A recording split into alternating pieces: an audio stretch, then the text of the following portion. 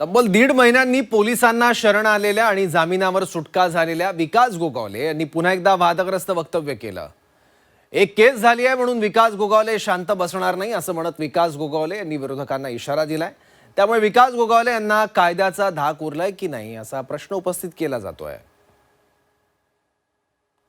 त्यांनी असंही देखील समजू नये विरोधकांनी की एक केस झाली म्हणून विकास गोगावले शांत बसणार अशातला भाग नाहीये। विकास गोगावलेच्या अंगामध्ये भरत शेठचंच रक्त आहे आणि सुषमा गोगावलेचंच रक्त आहे।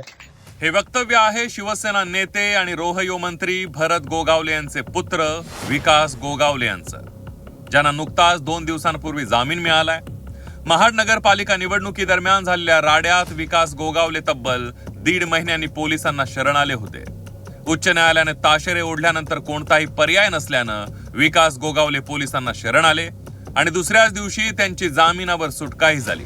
मात्र जामीन मिळताच तत्काळ विकास गोगावले जेडपीच्या निवडणूक प्रचारात सक्रिय होत विरोधकांचा समाचार घेत थेट इशारा दिलाय।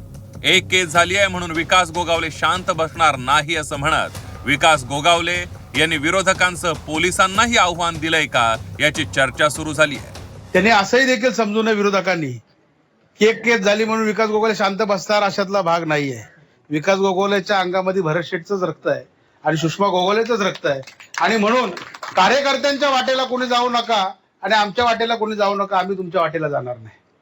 कारण की कार्यकर्त्यावरती अन्याय झाला तर आपल्याला सहन होत नाही, कारण रात्रंदिवस काम करणारा हा कार्यकर्ता असतो आणि ह्या ज्या काही भानगडी होतात त्या राजकीय दृष्टिकोनाने होतात। आज त्यांना वाटलं, बऱ्याच जणांना फोन केले, अरे तुम्ही जमा होऊ नका, अरे तुम्ही हे करू नका, अरे तुम्ही ते करू नका। अख्ख्या शेवटी समोरचे पण कंटाळले, अरे म्हटलं किती दिवस आम्ही पळणार। तर आपण कोर्टाने आदेश दिले म्हणून पोलिसांना शरण आलो असल्याचं म्हणत विकास गोगावले यांनी शरण येऊन पोलिसांवरच उपकार केलेत की काय अशीच भाषा त्यांच्या तोंडात पाहायला मिळाली। मी केवळ फक्त न्यायदेवतेने आदेश दिला आणि त्या न्यायदेवतेच्या आदेशावरती मी या ठिकाणी पोलिसांना शरण झालो आणि जे काय घटना क्रमांक आहे ती पोलिसांवरही देखील माझा विश्वास होता की पोलिसही देखील न्याय निवाडा व्यवस्थित करते आणि त्यांनी देखील त्या पद्धतीने न्याय या ठिकाणी आम्हाला दिला।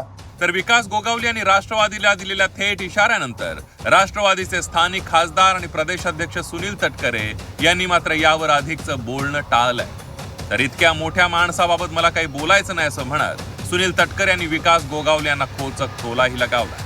इतक्या मोठ्या माणसांच्या बद्दल जे काही न्यायालयाने निरीक्षण केलं असेल आणि त्याच्या समोर आलेली न्यायालयाच्या समोर आलेली जी काही माहिती असेल त्याच्या अनुषंगाने असेल, मला त्या विषयावरती अधिक काही बोलायचं नाही। कोणाच्याबद्दल काहीतरी बोलत मला माझं स्वतःचं एक आढळ स्थान आपण निर्माण केले त्याला जराही विचलित व्हायचं नाही। एका गुन्ह्यात जामीन मिळत नाही तोच विकास गोगावले यांनी केलेली ही आव्हानाची भाषा अनेक प्रश्न उपस्थित करताना दिसते।